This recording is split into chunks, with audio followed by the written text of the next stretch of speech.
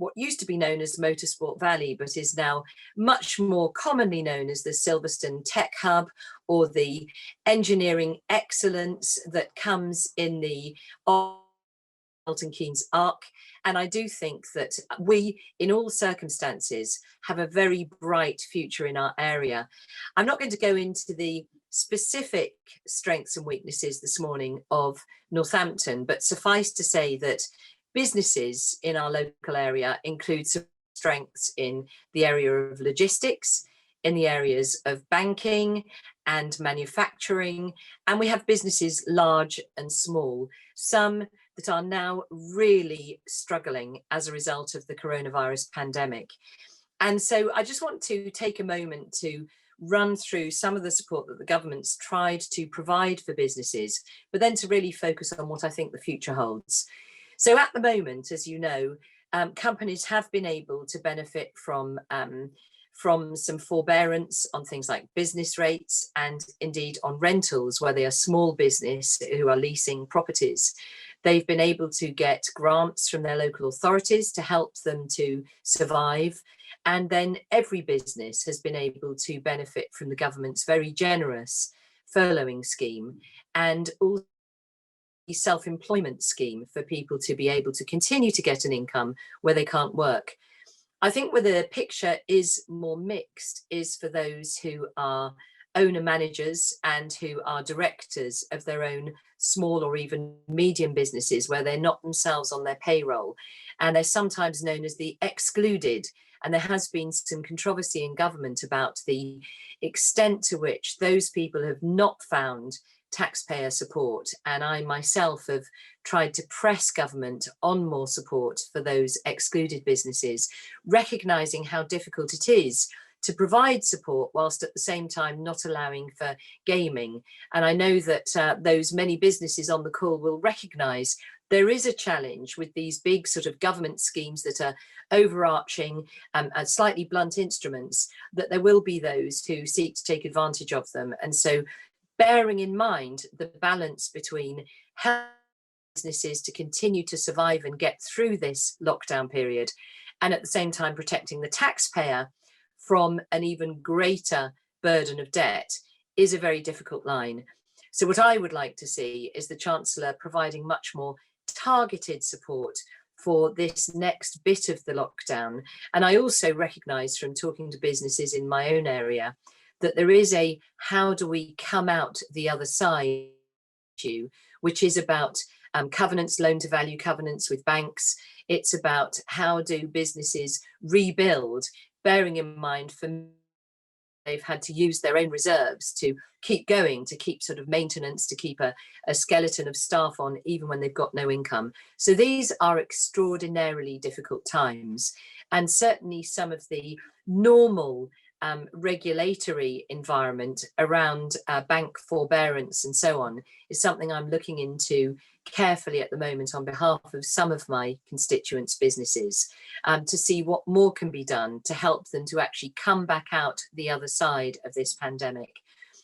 For many, they've taken on quite significant loans through the CBILS, the coronavirus business interruption loans, and for many others, the bounce back loans, much smaller sums, which have a government guarantee, but they do become both a millstone around the necks of smaller businesses, and also at the and perhaps an incentive to not actually keep going once the pandemic's over.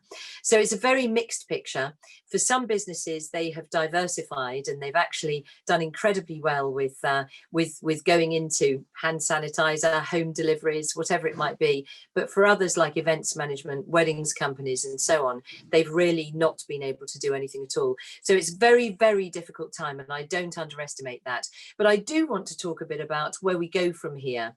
And certainly for me, as someone who was involved in finance for 25 years, I do anticipate that there will be quite a bounce back. We've seen statistics that show that households have greater savings and lower expenditure than at any time in the last 5 or 10 years. And there is at the moment, unmet demand for things ranging from simply going out to the pub with your mates to getting married to buying a house. We've seen the Chancellor's cutting of stamp duty has seen actually something of a mini boom in the housing market. And with that, the whole supply chain for plumbers, builders, decorators, house movers, and so on. So that feeds through into the whole supply chain and creates jobs and opportunities. So I do anticipate quite a bounce back once we through the pandemic. And I know that the government's plans are to ensure that we build back better and that we level up across the United Kingdom. And of course, what was really important to me as the Secretary of State for Business, Energy and Industrial Strategy until just about a year ago is the idea that we lead the world in tackling global climate change. And that's not some kind of esoteric ambition, but it is actually looking to use the incredible strengths of the United Kingdom in science and innovation, seeing right now at the sharp end of the brilliance of our life sciences that are creating these vaccines for COVID, but so too do we have brilliance in innovation, such things of carbon capture storage, in green hydrogen, in nuclear fusion, small modular reactors, some of the brilliant technologies of tomorrow that will help us to tackle global climate change are being invented and researched here in the UK in collaboration with other scientists from around the world. And those innovations themselves will create a way forward in building a green economy. And if you think about it, unlike financial services, which is the jewel in the crown at the moment of the UK business sector or of the UK economy, we are the world's greatest financial services centre, but we can a green economy that is even bigger and stronger than our financial services centre. And what that does is to create jobs right across our economy, right from apprenticeships in solar panel installation or perhaps electricity infrastructure for electric cars, all the way up to brilliant science and engineering, all the way through manufacturing, exports, all of the opportunities that here in Northamptonshire, we are very well placed to take advantage of. And also, of course, supported of our financial services centres. So I do think that there is some incredibly optimistic opportunities for the UK, including for Northamptonshire, from the green economy. Building back better and the levelling up also offers opportunities. You know, here in Northamptonshire, we're in the heart of England. We all know that, furthest from the sea in any direction.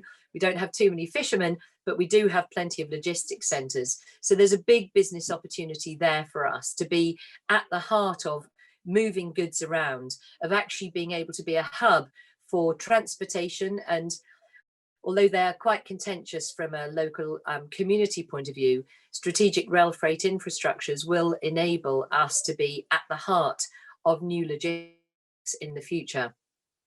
So I think for Northamptonshire and for our green economy, that growing part of the UK's economy that will lead to far greater exports and far greater opportunities for skills and training, there are some great days that lie ahead.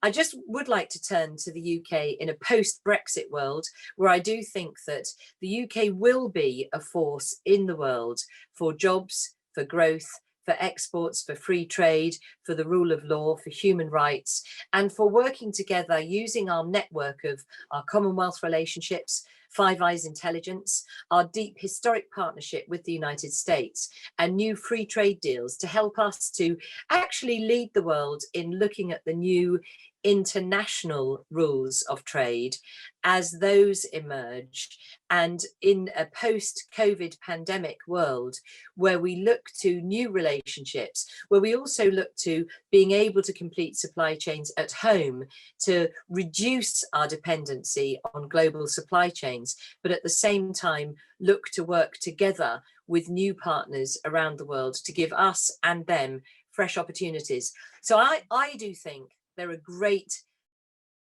up plans, if you like, from our departure from the EU.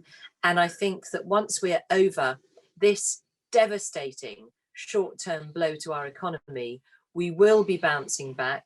The Chancellor has his work cut out to deal with the 500 billion of costs that emanate from the coronavirus support.